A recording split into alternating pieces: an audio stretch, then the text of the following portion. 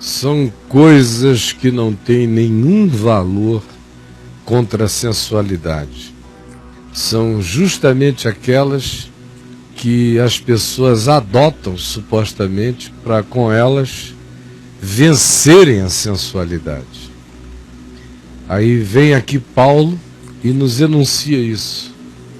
Quanto mais o consciente fica carregado de leis, de mandamentos, de sentenças, de culpas, de obrigações, de ritos, de deveres supostamente carregados de uma virtude meritória, quanto mais se ponha isso na cabeça de uma pessoa, mais se desagrega, mais se desestrutura o inconsciente dela, mais se introjeta nela, pela proibição, pela lei, aquilo que nela existia, mas que agora fica hipertrofiado, fica aumentado, fica exagerado, fica superlativizado, fica imensamente maior.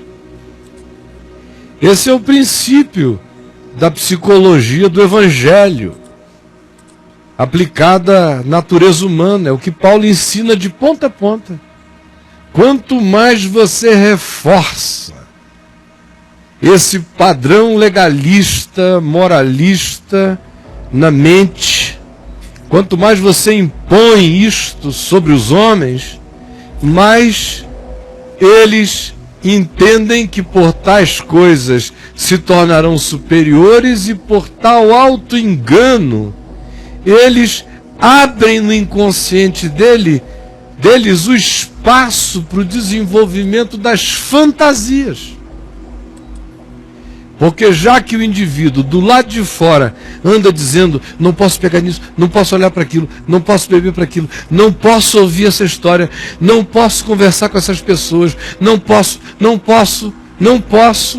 quanto mais ele diga isso, mais a alma dele vai se revoltar, porque a alma sabe do exagero que está sendo cometido. E mais o indivíduo cria na interioridade uma ansiedade sôfrega pela experiência de tanta coisa que o dia inteiro é afirmada sob ameaça, medo, perigo e legislação. É assim que se forma um magma explosivo no inconsciente humano, preparando para espocar a qualquer hora. Por isso Paulo diz aqui, traduzindo tudo o que ele disse para a linguagem mais humanamente simples, ele disse, olha, vocês receberam a Jesus, o Evangelho, andem no Evangelho. Fiquem radicados no Evangelho, sejam edificados no Evangelho, confirmados na fé no Evangelho. Como vocês foram instruídos, não aceitem corrupções, cresçam em ações de graça. Isso dará a vocês uma vida constante, descansada em Cristo, vitoriosa, interior, exteriormente, não por causa de jactância, mas por causa de autocontrole, domínio próprio, e porque não se deixa vencer-se do mal, mas se vence o mal com o bem. Aí ele diz, olha, cuidado com as filosofias, com as tradições dos homens, com esses rudimentos todos, esses pacotes de criação de superioridade humana, esses nazismos morais, ou psicológicos, ou filosóficos, ou de qualquer natureza. Não entrem nessa.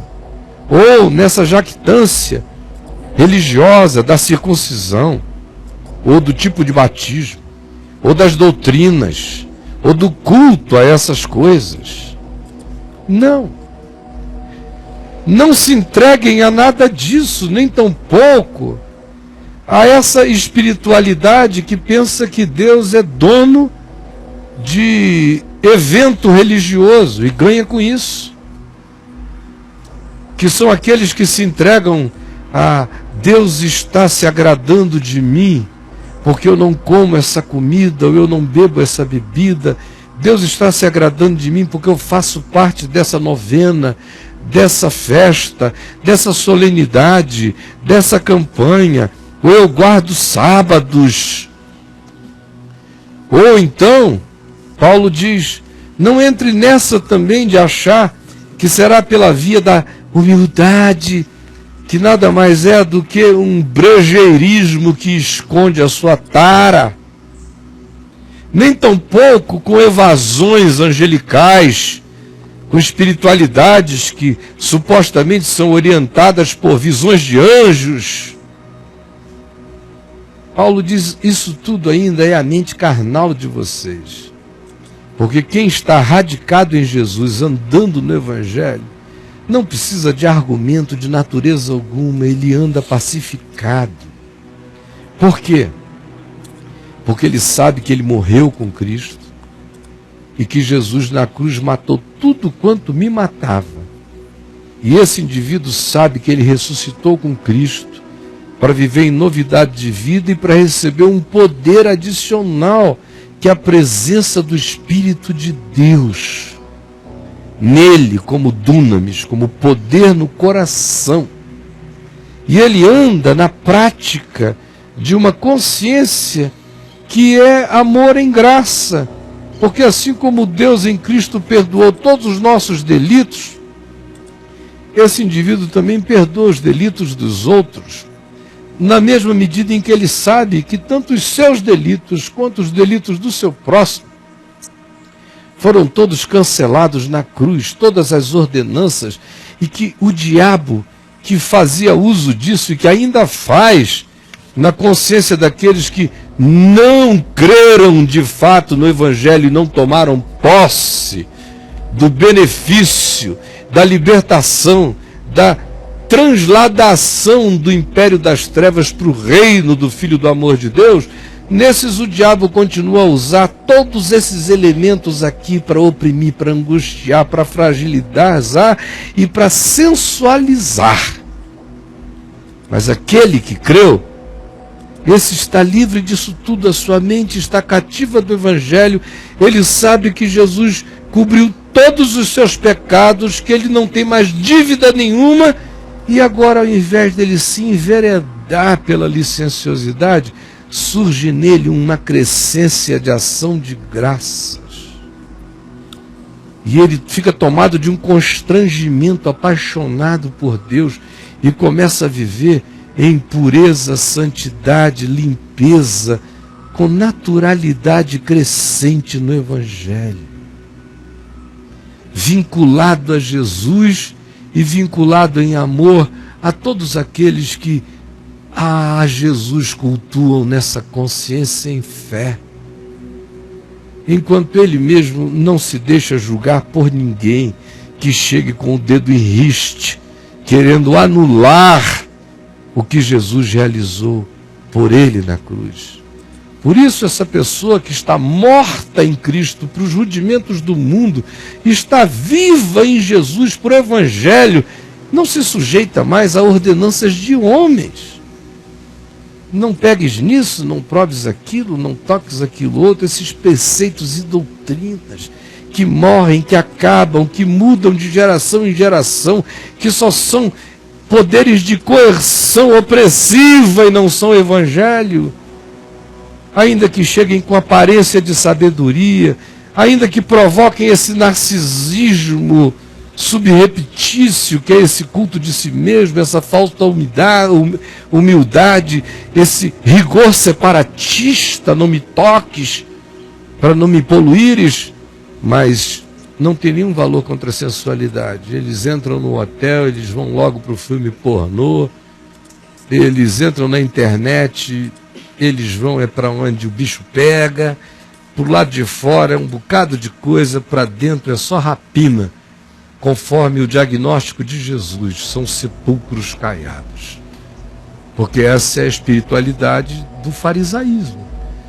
para fora gestões, acumulações para dentro. Quanto mais acumula para dentro, mais isso entra nas entranhas do indivíduo. Quanto mais entra, mais adoece a alma, gera conflitos diversos. E esse estado angustioso, desejoso, repressivo, de luta constante na alma, um dia explode. E tem gente que, quando isso explode, o indivíduo consegue fazer a gestão pública. Aí ele fica com vida dupla, uma vida na sombra. Mas tem outros que, quando explode, está para além da capacidade deles controlarem. Aí é uma desgraça para todos os lados e todo mundo leva susto. Ninguém tem que levar susto. Quanto mais o ambiente for carregado de não pode, é pecado, olha a maldição, o diabo está olhando, Deus está te perseguindo. Quanto mais for cheio de rudimentos humanos, doutrinas humanas e leis de morte, todas essas pelas quais Jesus morreu na cruz para nos libertar, quanto mais a imposição for dessa natureza, não se surpreendam, mais loucos, mais descontrolados, mais surtados, mais fragmentados emocional, psicológica e mentalmente as pessoas serão, mais taradas, mais surpreendentemente expressar-se-ão diferente daquilo que apresentaram durante anos como fachada para consumo exterior. É inapelável, é assim que é. Capriche na santarice e você vai mergulhar no espírito da sensualidade e da prostituição. Pense no que eu estou lhe dizendo. Se você quer conversar comigo a esse respeito, sobre o espírito de sensualidade, então escreva aqui. A minha pergunta para você é a seguinte: apesar de todos os seus esforços morais e legais, o espírito de sensualidade continua a dominar você? Me responda essa pergunta. Apesar de todos os seus esforços morais e legais, o espírito de sensualidade continua a dominar, a perturbar a sua vida, a sua alma?